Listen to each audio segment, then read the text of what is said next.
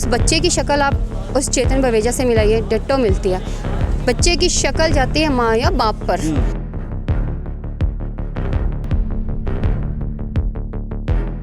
और अज उस बंदे की बेल होनी सी, लेकिन इस मैडम की वजह ना ही उस बंदे की बेल डिसमिस कर दी है।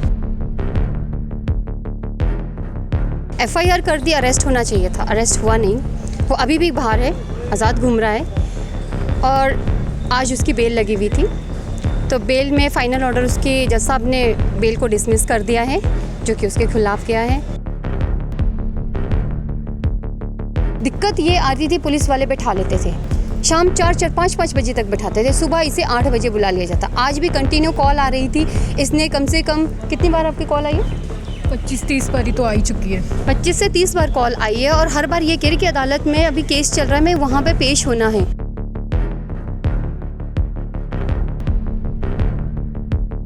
हाँ जी, देखो जिस तरह सीगा कि चेतन बवेजा मैनू हमेशा डरांदा धमकांदा सी, कहंदा सी कि पुलिस जज सब मेरी जेब 'च है, सब मैं खरीदे हुए, तेरा कुछ नहीं बनेगा। लेकिन अज मैनू विश्वास हो गया कि मैं इत्थे तक पहुँची है, मैडम दे कहण ते इत्थे आई है और अज मैनू न्याय भी मिलिया है।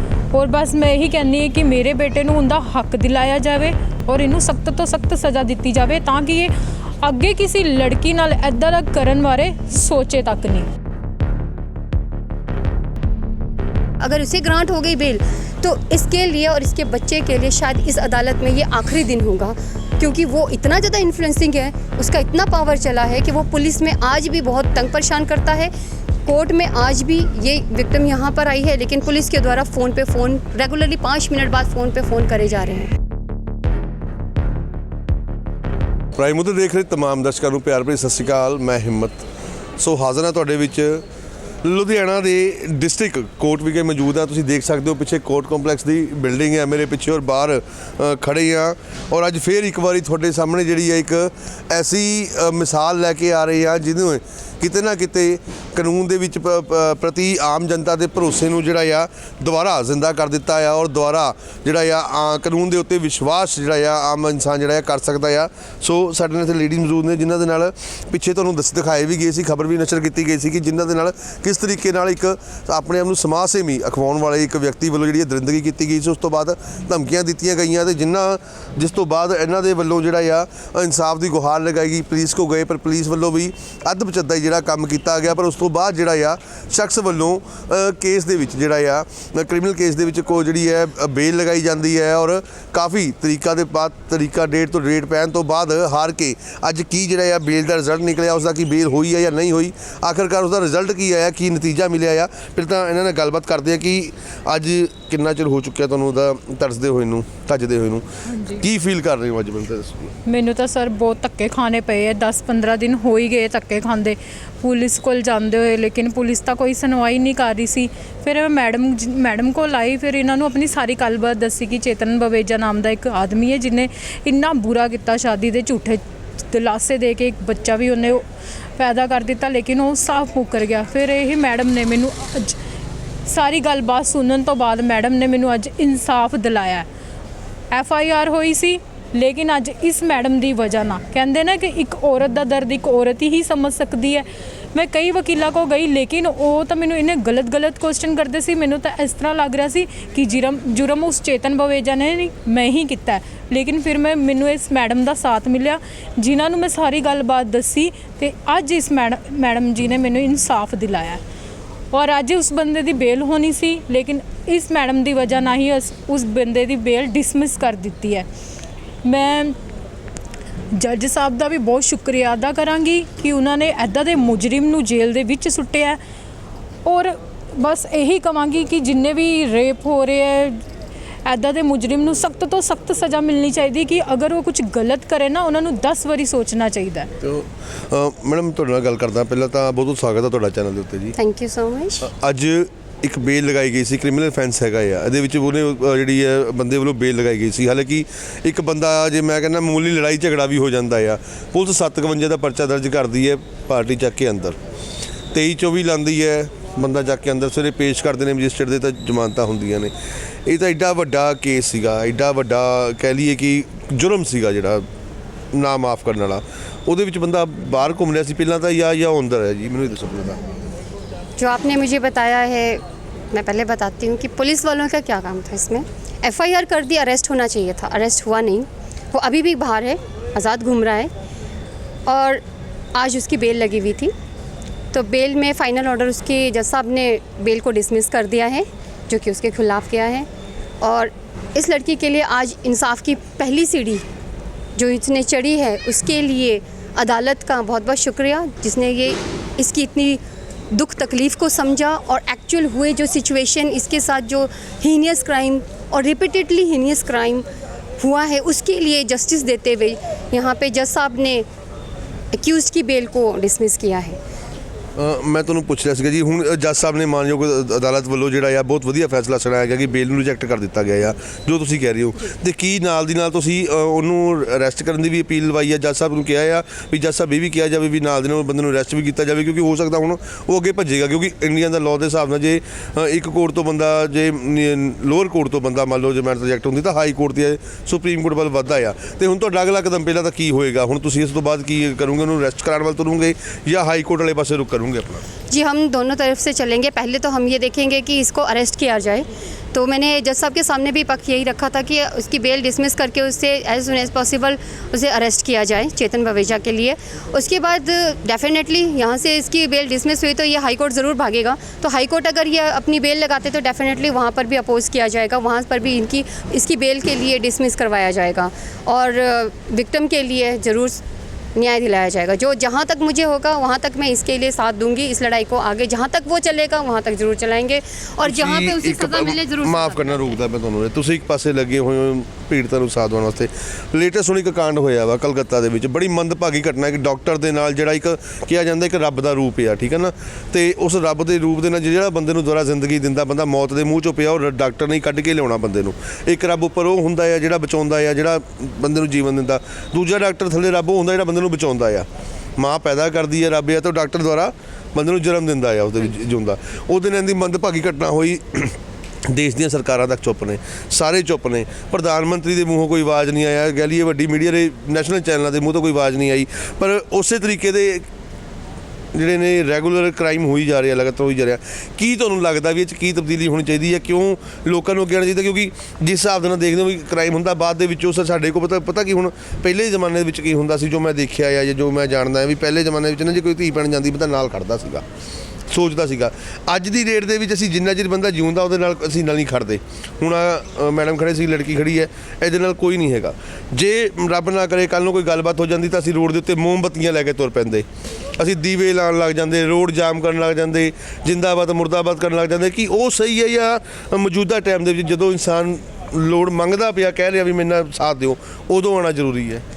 देखिए, जो तो कलकत्ता वाला केस है तो वो तो बहुत शर्मनाक है और उससे भी ज़्यादा शर्मनाक ये चीज़ है कि आज तक उसके लिए इंसाफ के लिए एक आवाज़ नहीं उठी, ना पुलिस की तरफ से, ना वहाँ पे जस्टिस के लिए कोई आया। और रही जो आपकी पॉलिटिकल पार्टीज़, वो तो सिर्फ अपने रोटियाँ सीखने पे चली है, चाहे वो सेंट्रल गवर्नमेंट है चाहे स्टेट गवर्नमेंट है। मैं मुँह पर ये बात कहना चाहती हूँ, जिस स्टेट की, जिस देश की सरकार इस तरह से अपनी महिलाओं के साथ हो रहे अत्याचार में अगर आप आवाज़ नहीं उठा सकते, कोई जस्टिस नहीं दिलवा सकते, आप कोई स्ट्रॉन्ग अपना कानून है उसे लागू नहीं कर सकते, इम्प्लीमेंट करने में आप फेल हैं, तो वो गवर्नमेंट भी फेल है मेरी तरफ से।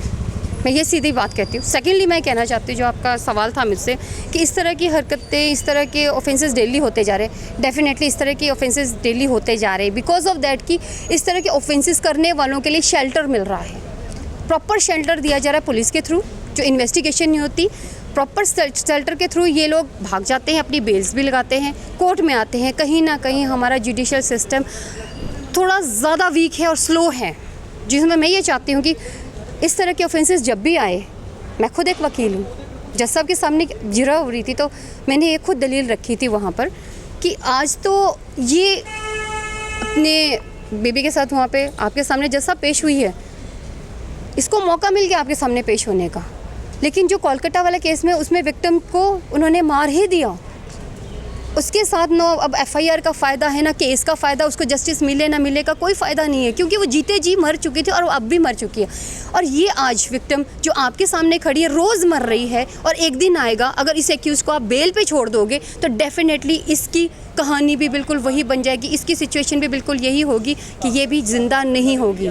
इसलिए मैं स्ट्रॉन्गली अपोज़ किया था इस बेल के लिए, तो जिसमें जज साहब ने भी मेरे पक्ष को सुना है, और डेफिनेटली मुझे पूरा भरोसा है कि आगे भी इस बात को सुना जाएगा। जज साहब जो भी इसका फैसला करेंगे, अदालत पे भरोसा रखेंगे। सारी की सारी पब्लिक देख रही है, दुनिया देख रही है, वुमेंस देख रही है, सबकी माँ बहन बेटियाँ देख रही है, उनको अदालत के ऊपर हमेशा फेथ बना रहेगा। ਹਾਂ ਤੁਹਾਨੂੰ ਕੀ ਲੱਗਦਾ ਹੈ ਹੁਣ ਤੁਸੀਂ ਤੁਹਾਡੇ ਮਨ ਦੇ ਵਿੱਚ ਕੀ ਗੱਲ ਚੱਲਦੀ ਪਈ ਆ ਹੁਣ ਕੀ ਕਹਿਣਾ ਕੀ ਚਾਹੁੰਦੇ ਹੋ ਅਪੀਲ ਕੀ ਕਰਨੀ ਚਾਹੁੰਦੇ ਹੋ ਸਰਕਾਰ ਤੋਂ ਕਿਉਂਕਿ ਮੈਂ ਤਾਂ ਕਹਿੰਦਾ ਇੱਕ ਜਦੋਂ ਬੰਦੇ ਦੇ ਕੋਲ ਸਾਰੇ ਰਸਤੇ ਬੰਦ ਹੁੰਦੇ ਨੇ ਰੱਬ ਇੱਕ ਰਸਤਾ ਖੋਲ੍ਹ ਦਿੰਦਾ ਆ ਤੁਹਾਡੇ ਵਾਸਤੇ ਵੀ ਅੱਜ ਉਹੀ ਰਸਤਾ ਮਾਨਯੋਗ ਅਦਾਲਤ ਨੇ ਖੋਲ੍ਹ ਦਿੱਤਾ ਹੈ ਕਿਉਂਕਿ ਇੱਕ ਤਰੀਕੇ ਨਾਲ ਤੁਸੀਂ ਕਹਿ ਰਹੇ ਸੀ ਕੋਈ ਸਾਥ ਨਹੀਂ ਦੇ ਰਿਹਾ ਲੋਕ ਤਾਣੇ ਮੇਣੇ ਮਾਰਦੇ ਪਏ ਨੇ ਲੋਕ ਮੰਦੀਆਂ ਚੰਗੀਆਂ ਗੱਲਾਂ ਕਰਦੇ ਪਏ ਨੇ ਲੋਕ ਪੁੱਠੇ ਜਿਹੇ ਸਵਾਲ ਕਰਦੇ ਪਏ ਨੇ ਕਈਆਂ ਕੋ ਗਏ ਚਲੋ ਮੈਡਮ ਤੁਹਾਡੇ ਨਾਲ ਆਏ ਠੀਕ ਹੈ ਉਸ ਤੋਂ ਬਾਅਦ ਪੁਲਿਸ ਕੋਲ ਗਏ ਤੁਹਾਡੇ ਨਾਲ ਉਹ ਅਲੱਗ-ਅਲੱਗ ਤਰੀਕੇ ਦੀ ਗੱਲਾਂ ਕਰਨ ਲੱਗੇ ਕੋਈ ਸਾਥ ਨਹੀਂ ਦੇ ਰਿਹਾ ਸੀ ਪਰ ਇੱਕ ਦਰਵਾਜ਼ਾ ਤੁਹਾਡੇ ਲਈ ਰੱਬ ਨੇ ਖੋਲ੍ਹ ਦਿੱਤਾ ਮਾਨਯੋਗ ਅਦਾਲਤ ਦਾ ਕਿਉਂਕਿ ਕਿਤੇ ਨਾ ਕਿਤੇ ਆ ਕੇ ਹਜੇ ਵੀ ਕਾਨੂੰਨ ਜ਼ਿੰਦਾ ਆ ਇਨਸਾਫ ਜ਼ਿੰਦਾ ਆ ਸ਼ਾਇਦ ਇਨਸਾਫ ਜਿਹੜਾ ਆ ਕਾਨੂੰਨ ਦੀ ਦੇਵੀ ਜਿਹੜੀ ਹੈ ਕੁਰਸੀਆਂ ਦੇ ਉੱਤੇ ਬੈਠੀ ਹੈ ਜਿਹੜੀ ਇਨਸਾਫ ਕਰਦੀ ਹੈ ਤਾਂ ਹੀ ਲੋਕ ਡਰਦੇ ਨੇ ਅਦਾਲਤਾਂ ਦੇ ਵਿੱਚ ਆਉਣ ਨੂੰ ਨਹੀਂ ਤਾਂ ਥਾਣੇ ਚੌਂਕੀ ਤਾਂ ਹਰ ਕੋਈ ਕ੍ਰਾਈਮ ਕਰਕੇ ਵੜ ਜਾਂਦਾ ਪਰ ਇੱਥੇ ਆਉਣ ਲੱਗੇ ਅਦਾਲਤਾਂ ਵਿੱਚ ਆਉਣ ਲੱਗੇ ਬੰਦੇ ਨੂੰ ਡਰ ਲੱਗਦਾ ਤੇ ਅੱਜ ਤੁਹਾਨੂੰ ਕੀ ਫੀਲ ਹੋ ਰਿਹਾ ਆ ਵੀ ਹੁਣ ਅੱਗੇ ਕੀ ਕਰਨਾ ਚਾਹੋਗੇ ਕੀ ਹੁਣ ਮੰਗ ਕਰੋਗੇ ਜੱਜ ਸਾਹਿਬ ਕੋਲ ਮਾਨਯੋਗ ਕੋਰਟ ਦੇ ਵਿੱਚ ਵੀ ਜੱਜ ਸਾਹਿਬ ਨੂੰ ਜਿਹੜਾ ਅਰੈਸਟ ਕਰਵਾਇਆ ਜਾਵੇ ਜਾਂ ਕੀ ਕੀਤਾ ਜਾਵੇ ਹਾਂਜੀ ਦੇਖੋ ਜਿਸ ਤਰ੍ਹਾਂ ਸੀਗਾ ਕਿ ਚੇਤਨ ਬਵੇਜਾ ਮੈਨੂੰ ਹਮੇਸ਼ਾ ਡਰਾਉਂਦਾ ਧਮਕਾਉਂਦਾ ਸੀ ਕਹਿੰਦਾ ਸੀ कि पुलिस जज सब मेरी जेब 'ਚ है सब मैं खरीदे हुए तेरा कुछ नहीं बनेगा लेकिन अज मैनू विश्वास हो गया कि मैं इत्थे तक पहुंची है मैडम दे कहण ते इत्थे आई है और अज मैनू न्याय भी मिलिया है और बस मैं यही कहनी है कि मेरे बेटे नू उनका हक दिलाया जाए और इनू सख्त तो सख्त सज़ा दी जाए ताकि ये अगे किसी लड़की नाल इदां दा करन बारे सोचे तक नहीं सो फिर मैं एक बार अपील करनी चाहांगा कि केस चलते रहने लड़ाई झगड़े चलते रहने हैं पर सानू अपने आप की भी सोच बदलनी पैनी है और सानू भी किते ना किते सही होना पैना है क्योंकि लखां केस आते हैं लखां जाते हैं पर जो ऐसा एक केस आता है फिर साडे पल्ले की रह जाता है मोमबत्तियां ते कैंडल सो सिर्फ असी कैंडल फड़ के या मोमबत्तियां फड़ के ना बैठीए सो वकील साहब इत्थे मैं एक चीज़ होर पूछनी चाहांगा कि क्योंकि दूजे पक्ष वालों भी कोई ना कोई वकील आए होंगे दूजे धिर वालों भी है ना तो कोई दलीलां ऐसियां खास कोई गल्लां कुछ होईयां होण जिन्हां दे विच तुहाडी बहस होई होवे या कोई खास मुद्दे उन्हां वालों रखे गए होण या कोई दलील उन्हां वालों पेश की गई होवे कोई ऐसी जो तुसीं शेयर करनी चाहो बिल्कुल उनकी तरफ से सीनियर वकील आए थे घुमन साहब जी तो उन्होंने दलील रखी थी कि जो चेतन बवेजा उसके करैक्टर के बारे में बताया गया कि ये बहुत अच्छा है बहुत अच्छा बिजनेसमैन है बहुत ही अच्छे अच्छे काम करता है ये इस तरह का रेप कमिट नहीं कर सकता तो मैंने सिर्फ मेरी दलील जज साहब के पास ये थी कि अगर किसी इंसान के अंदर लस्ट जैसे कीड़ा जागता है तो वो ये नहीं देखता कि समाज के किस पद पे बैठा है वो बिजनेसमैन है वो क्या है एक आशाराम बापू था धर्म कर्म का बहुत ज़्यादा मानने वाला दुनिया में आधी से ज़्यादा दुनिया उसको मानती है कि हमारे बापू है भगवान का नाम लेते हैं भगवान के लिए सही रास्ते पे लेके जाते हैं लेकिन उनके अंदर भी जो इस तरह का गंदा कीड़ा जिस टाइम पे गया और पर्दाफाश हुआ उसके बाद वो भी सज़ा काट रहा है तो क्यों इस चेतन बवेजा के अंदर ये कीड़ा जागा है तो उसे जागने के बाद क्राइम सामने साबित होने के बाद एक बेटा है उसका उसके लिए वो जान से मारने की कोशिश तक करता है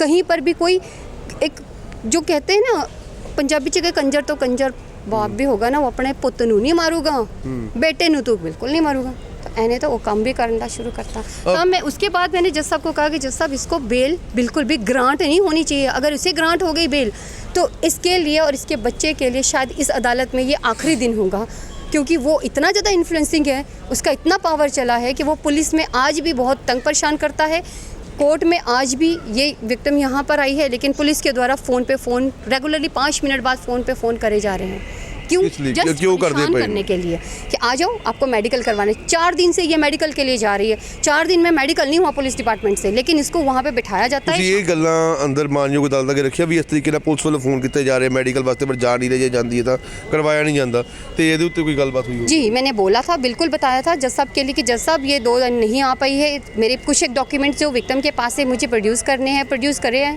तो जज साहब ने कहा आपने देरी कर दी मैं कहा जी मेरे पास डॉक्यूमेंट उस टाइम पे प्रोड्यूस हुए हैं जब आज आई है इसको उसके बाद दिक्कत ये आ रही थी पुलिस वाले बैठा लेते थे शाम 4-5 बजे तक बैठाते थे, सुबह इसे 8 बजे बुला लिया जाता। आज भी कंटिन्यू कॉल आ रही थी। इसने कम से कम कितनी बार आपकी कॉल आई है? 25-30 बारी तो आ ही चुकी है। 25 से 30 बार कॉल आई है और हर बार ये कह रही कि अदालत में अभी केस चल रहा है, मैं वहाँ पे पेश होना है, लेकिन वहाँ से सुना नहीं जा रहा, प्रेशर बनाया जा रहा है। नहीं तो कौन तो मानयोग अदालत वालों उन्होंने कोई क्या नहीं किया मुलाजिम हो जाए?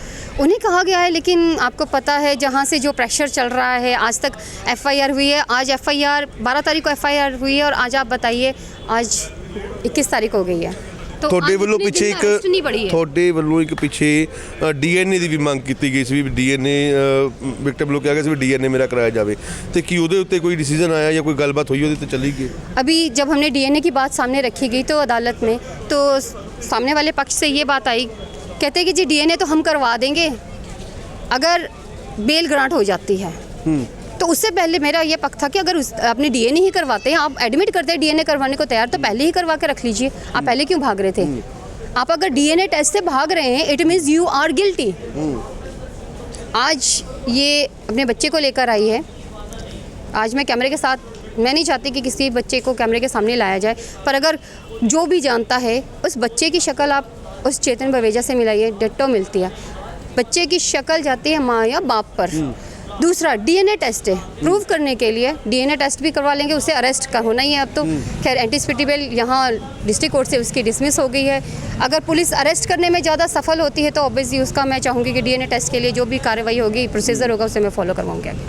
ਸੋ ਕਿਤੇ ਨਾ ਕਿਤੇ ਪ੍ਰਸ਼ਾਸਨ ਨੂੰ ਵੀ ਪੁਲਿਸ ਨੂੰ ਵੀ ਆਪਣੀਆਂ ਜਿਹੜੀਆਂ ਨੇ IP ਖਾਸ ਕਰਕੇ IPS ਔਰ ਗੱਲ ਕਰੀਏ PPS ਅਫਸਰਾਂ ਵੱਲੋਂ ਵੀ ਜਿਹੜੀ ਹੈ ਸਖਤੀ ਦਿਖਾਣੀ ਪਏਗੀ ਔਰ ਥਾਣੇ ਚੌਂਕੀਆਂ ਨੂੰ ਵੀ ਜਿਹੜੀਆਂ ਨੇ ਸਖਤੀਆਂ ਦਿਖਾਣੀਆਂ ਪੈਣਗੀਆਂ ਤਾਂ ਕਿ ਇੱਕ ਮੁਸਲਮ ਜਿਹੜਾ ਹੈ ਖੁੱਲ੍ਹੇਆਮ ਨਾ ਘੁੰਮੇ, ਤਾਂ ਜੋ ਬਾਅਦ ਦੇ ਵਿੱਚ ਜਿਹੜਾ ਇਕੱਠ ਇਕੱਠਾ ਹੁੰਦਾ ਹੈ ਮੋਮਬੱਤੀਆਂ ਦੇ ਕੈਂਡਲਾਂ ਲੈ ਕੇ ਉਹ ਵੀ ਨਾ ਆਵੇ, ਕਿਉਂਕਿ ਸਾਨੂੰ ਜਾਗਣਾ ਪਏਗਾ। ਮੇਨ ਲੋੜ ਸਾਨੂੰ ਜਾਗਣ ਦੀ ਹੈ, ਨਾ ਕਿ ਸਾਨੂੰ ਇਕੱਠ ਕਰਨ ਦੀ ਲੋੜ ਹੈ, ਨਾ ਧਰਨੇ ਲਾਉਣ ਦੀ ਲੋੜ ਆ ਤੇ ਨਾ ਕੋਈ ਵੀ ਕਿਸੇ ਤਰੀਕੇ ਦਾ ਰੋਸ ਮੁਜ਼ਾਹਰਾ ਕਰਨ ਦੀ ਲੋੜ ਆ। ਸਾਨੂੰ ਕਾਨੂੰਨ, ਇੰਡੀਆ ਦਾ ਜੇ ਕਾਨੂੰਨ ਦੇਖਿਆ ਜਾਵੇ, ਸਾਨੂੰ ਕਾਨੂੰਨ ਦੇ ਪ੍ਰਤੀ ਜਾਗਰੂਕ ਹੋਣ ਦੀ ਲੋੜ ਆ, ਕਾਨੂੰਨ ਨੂੰ ਜਾਣਨ ਦੀ ਲੋੜ ਆ। ਕੋਈ ਧਰਨੇ ਮੁਜ਼ਾਹਰੇ ਕਰਕੇ ਇਨਸਾਫ ਨਹੀਂ ਮਿਲਦਾ। ਤੁਹਾਨੂੰ ਸਿਰਫ ਇੱਕ ਦਰਵਾਜ਼ਾ ਖੜਕਾਉਣਾ ਆ, ਮਾਨਯੋਗ ਅਦਾਲਤ ਦੇ ਵਿੱਚ ਆਉਣਾ ਸੀ, ਦਰਵਾਜ਼ਾ ਖਟਖਟਾਓ। ਦੇਰੀ ਨਾ ਮਿਲੇਗਾ ਕਿਉਂਕਿ ਇੰਡੀਆ ਦਾ ਕਾਨੂੰਨ ਆ, ਪਰ ਮਿਲੇਗਾ ਜ਼ਰੂਰ ਇਨਸਾਫ ਤੁਹਾਨੂੰ। ਸੋ ਅੱਜ ਇਸ ਮਹਿਲਾ ਨੂੰ ਵੀ, ਇਸ ਲੜਕੀ ਨੂੰ ਵੀ ਜਿਹੜਾ ਆ ਇਨਸਾਫ ਮਿਲਿਆ ਹੈ ਕਿਤੇ ਨਾ ਕਿਤੇ। ਪਰ ਹੁਣ ਦੇਖਣਯੋਗ ਹਾਲਾਤ ਇਹ ਹੋਣਗੇ ਕਿ ਜ਼ਮਾਨਤ ਰਿਜੈਕਟ ਹੋਣ ਤੋਂ ਬਾਅਦ ਪੁਲਿਸ ਵੱਲੋਂ ਜਾਂ ਸੀਨੀਅਰ ਅਫਸਰਾਂ ਵੱਲੋਂ ਉਹਨੂੰ ਅਰੈਸਟ ਪਾਈ ਜਾਂਦੀ ਹੈ ਜਾਂ ਹਜੇ ਵੀ ਉਹਨੂੰ ਗਾਹਾਂ ਹਾਈ ਕੋਰਟ ਦੇ ਵਿੱਚ ਜ਼ਮਾਨਤ ਲਾਉਣ ਲਈ, ਕਿਉਂਕਿ ਇਹ ਦੌਰ ਚੱਲਿਆ ਆਉਂਦਾ ਆ। ਜੇ ਲੋਅਰ ਕੋਰਟ ਤੋਂ ਜ਼ਮਾਨਤ ਨਾ ਮਨਜ਼ੂਰ ਹੁੰਦੀ ਹੈ ਤਾਂ ਸੈਸ਼ਨ ਕੋਰਟ 'ਚ ਲੱਗਦੀ ਹੈ, ਸੈਸ਼ਨ ਕੋਰਟ ਤੋਂ ਬਾਅਦ ਹਾਈ ਕੋਰਟ, ਹਾਈ ਕੋਰਟ ਤੋਂ ਬਾਅਦ ਸੁਪਰੀਮ ਕੋਰਟ। ਇਸ ਤਰੀਕੇ ਨਾਲ ਕੋਰਟਾਂ ਦੇ ਵਿੱਚ ਬੰਦਾ ਵੱਧਦਾ ਜਾਂਦਾ ਆ। ਪਰ ਹੁਣ ਦੇਖਣਯੋਗ ਹਾਲਾਤ ਇਹ ਹੋਣਗੇ ਕਿ ਇੰਨਾ ਵੱਡਾ ਮਰਡਰ ਹੋਣ ਤੋਂ ਬਾਅਦ ਉਹਦੇ ਵੱਲੋਂ ਵੀ 4-5 ਵਿਅਕਤੀ ਆਏ ਸੀਗੇ ਜੋ ਮੌਕੇ ਤੋਂ ਬਾਅਦ ਚਲੇ ਗਏ ਨੇ, ਹਾਲਾਂਕਿ ਉਹਨਾਂ ਨਾਲ ਗੱਲ ਨਹੀਂ ਹੋ ਪਾਈ ਹੈ। ਪਰ ਹੁਣ ਕੀ ਹਾਲਾਤ ਨਿਕਲ ਕੇ ਆਉਂਦੇ ਨੇ ਕਿ ਪੁਲਿਸ ਵੱਲੋਂ ਉਸ ਵਿਅਕਤੀ ਨੂੰ, ਉਸ ਅਪਰਾਧੀ ਨੂੰ ਜੋ ਕਿ ਕੋਰਟ ਵੱਲੋਂ ਵੀ ਹੁਣ ਜ਼ਮਾਨਤ ਨਾ ਮਨਜ਼ੂਰ ਕਰਕੇ ਅਪਰਾਧੀ ਬਣਾ ਦਿੱਤਾ ਗਿਆ ਹੈ, ਉਹਦੀ ਜ਼ਮਾਨਤ ਜਿਹੜੀ ਹੈ ਹੁਣ ਅਰੈਸਟ ਪਏਗੀ ਜਾਂ ਹਜੇ ਵੀ ਉਹ ਖੁੱਲ੍ਹਾ ਹੀ ਘੁੰਮੇਗਾ ਔਰ ਐਸੇ ਤਰੀਕੇ ਨਾਲ ਹੋਰ ਜਿਹੜੀਆਂ ਨੇ ਲੜਕੀਆਂ ਦੀ ਜ਼ਿੰਦਗੀਆਂ ਬਰਬਾਦ ਹੋਣਗੀਆਂ। ਕੈਮਰਾਮੈਨ ਰੋਹਿਤ ਕੁਮਾਰ ਦੇ ਨਾਲ ਹਿੰਮਤ ਕੁਮਾਰ, ਪ੍ਰਾਈਮ ਨਿਊਜ਼ ਲੁਧਿਆਣਾ।